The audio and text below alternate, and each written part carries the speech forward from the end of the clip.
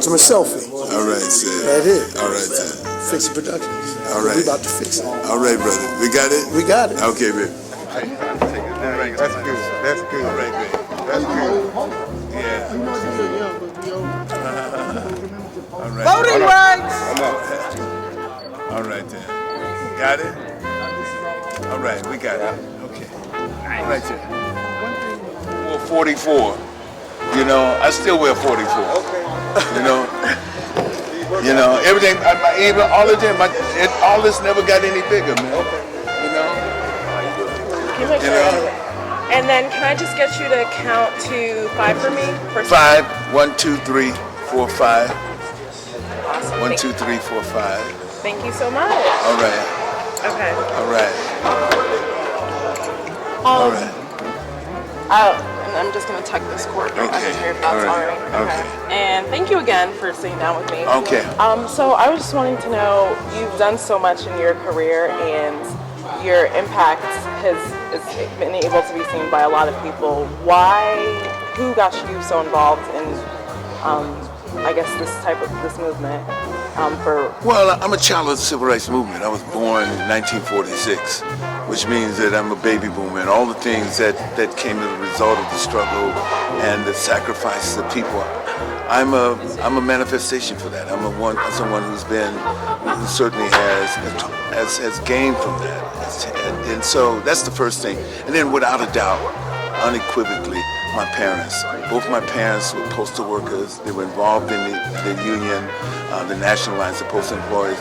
My mother was even later on in the 70s the regional chairman, president of the National Council of Negro Women. So I mean, I come from people who were involved with the union, who in the civil rights movement, because my mother's from rural Georgia, born to poor farmers who started out when they were married in 1915 as tenant farmers, sharecroppers, and so that's what I come out of, you know what I'm saying? Even though I was born and raised in San Francisco, California, the gift that my mother gave me was her whole life and every part of her life. She was unabashedly proud of every bit of her life. Her mother, her father, where she came out of, everything else, and that's what it came out of. It all starts with my parents. And what did you see your parents do that really made you realize that you need to be involved? I think the earliest point that I remember, even from the Montgomery bus boycott, when I was like 8 years old, even from that, I saw their indirect engagement, involvement. I was able to kind of look at them and in some sort of surreptitious way, understand what the civil rights movement meant to them, what those meant to them and everything else, because they had the stories. My dad born and raised in Kansas City, Missouri. He grew up there, lived grew up part of the time in Cleveland, St. Louis, and everything else, where racism was just as thick as it was in the antebellum South, the South. And my mother grew up right there in a little small town in Georgia, in Jefferson County, where she grew up. And part of my moral underpinning as a child was my mother would always say that she'd be eternally grateful for her mother and father, my grandparents, because she didn't pick cotton in September. She went to school in September. So consequently, she graduated from Payne College in Augusta, Georgia in 1942. So all those kind of things, those things become part of your memory bank, and the part of your life that you call on at every point in time. My mother was a force of nature. She was someone so special, and in the sense of a mother, but as someone who stood up and always stood up. And I think a lot of people think or have the misconception that fame or status separates you from the problems of racism. But you've stayed in touch with the fight throughout your entire career. Well, as Charles Bonner was here, who was honored, would say to you that we both out of San Francisco State, and probably one of the great strikes in student history in 1968. I didn't study to be an actor. I studied to be an economist. I worked in city government in the Office of Community Development and the Model Cities program from 1971 through 1977. Before I started my career as an actor. So I didn't start my career as an actor until I was 30 years old. So that part of it, where you come out of, you know. So all the things that we all came into the point in time celebrating, you know, not only what happened in the civil rights movement, but we were conscious of what was happening in liberation movements around the world, whether it was South Africa, whether it was Ghana, whether it was Mozambique or Angola, whether it was Guinea-Bissau, you know, whether it's Amilcar Cabral, or whether it is Neto in Angola, or Samara Machel, which come all around, Thomas Sankara in Burkina Faso. All those people were people who we read. You know, Julius Nyerere, you know, when I read his African Socialism when I was 20 years old, I wanted to major in economics because I took the idea. Now, Bob Moses went to Tanzania and worked there in Tanzania because we were all moved by the same spirit of these great leaders. So it wasn't just what was happening here. It was what was happening in the rest of the world as well. And 50 years later, what is it like to be in Selma? Well, you know, I saw the images when I was 18 on television. I saw what was happening here. I was moved by it, and certainly I remember as I listened to the president describe those people who marched across that page, the ordinary part of them, ordinary people, or John Lewis described that day and everything else. I remember that day and remember crying as I watched those images, you know. And those are the kind of things that they're part of a whole fabric of life, of watching people and having the dreams that we dream about, like Langston Hughes in his poem, "We Dream of Freedom." All those particular things that become a part of and we take ownership to it. And they're the same dream of the Mandelas, they're the same dream that the Nieres, the same dream of my great friend Cesar Chavez, and all those things. Or my other great friend, not my great friends Hugo Chavez, but someone else who I admire, Cesar Chavez and Dolores Huerta. And even in Selma, we're honoring and celebrating these people who've done so much for African Americans, but they still say that even in this time, there's still so far to go. Well, I think the idea of King talked about in his last writing, his last thinking. He talked about the idea of a moral revolution. He talked about the ideas around the beloved community and the transformative. And we have so much to think about in terms of transformation, whether it's the climate and global warming, whether it's what we do, what does it mean to be a human being, what does it mean to create jobs that are meaningful jobs, what it is to elevate us. It's all in everything else. I mean, we live in a world where 40% of the population lives on less than $2 a day. You know, we live in a world where maybe over 1 billion people live on less than $1 a day, which is virtually starvation and everything. We live in a world where people are displaced not only by economic decline and global or in a world where there is the decline in the desertization of the world and all the declines that are happening in the world. And we cannot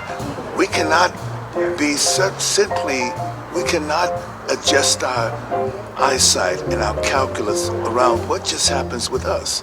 And what just happens with us goes beyond all the struggles that we have been a part of throughout this long journey, you know, from the struggle to abolish slavery, to the struggle to end Jim Crow, to the struggle to establish new civil rights and justice and everything else. We have to talk about what is happening with the prison industrial pipeline. We have to talk about what Michelle Alexander talks about in terms of talking about the new Jim Crow, prison incarceration. And all those things on the table. Because Ferguson is a result of many things, not simply a result of the historic violence against men, particularly young men, as a result of the inability for this country to deal with the whole idea of really having opportunity to work, to be productive citizens, to be productive fathers, to be productive human beings, to be productive mothers. That's the problem. In a sense, you cannot build a society based upon imperatives around profit solely. You cannot. This is not. The profit line is not the what you come. You cannot build a society based upon just competition. The competition, everything that's happening with the human experience, everything that's happening in the games of the world has been around cooperation.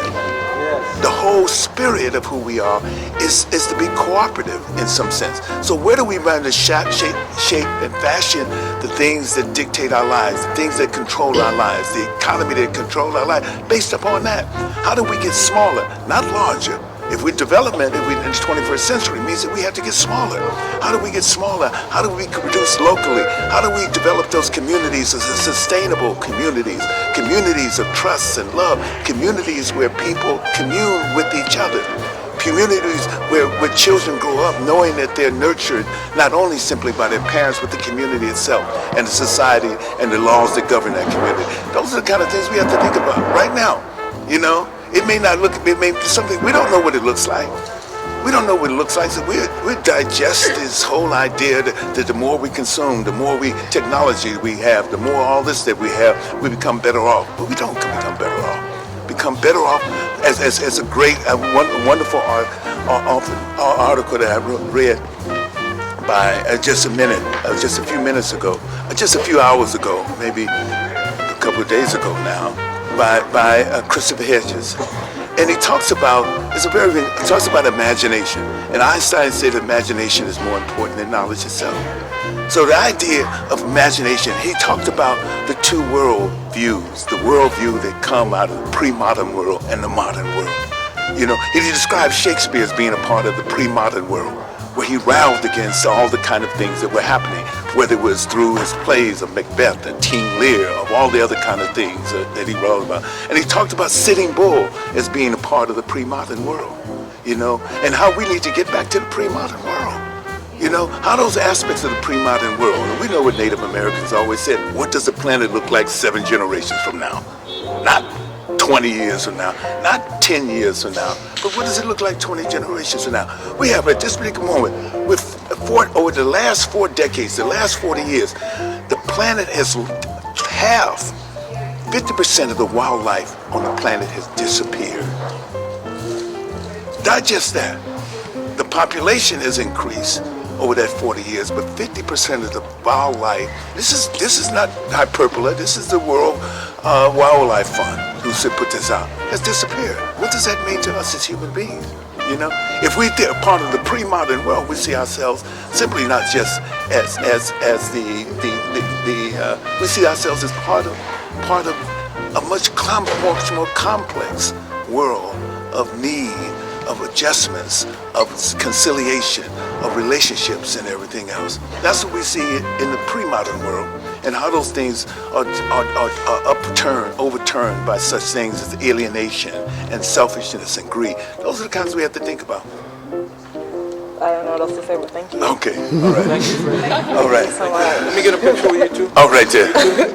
Jump in quickly and take the mic. All right. Unclip you. Okay, all right then. Any of the Howard kids, you want to jump in the picture? Howard? All right. It was Give about... it. Mama got cold real quick, baby. Can you take this on my phone? Got cold real quick. I know. Squeeze in. Shoot, baby. Squeeze in on both They sides. turn out the heat, turn off lamp, the heat everything else. lamps on They us. said get out of town. You don't gotta leave, but we will We gotta freeze. leave. All right, baby. All right. We're gonna take a couple because you guys gave me a couple. Okay. All right. I'm ready. Okay. We got thrown out. Howard, jump! Come on. All right. Squeeze in. Jump up. Jump on the chair. All right. All right then. Go on, Henry. You gotta get your teacher in there. Come on. All right then. Sorry. Okay, whose camera was this? Are you ready? All right. Say cheese. 3. All right. Got it. Okay, thank you. All right, baby. Thank you.